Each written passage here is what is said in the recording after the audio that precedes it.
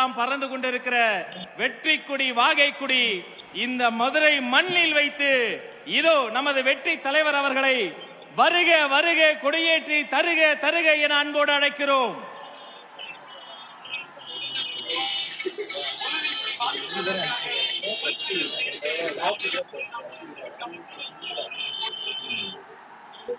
வெற்றி கழக கொடியேறது நம்ம சனத்து விதி மாறும். வெற்றி கழக கொடியேறது மக்கள் ஆசை.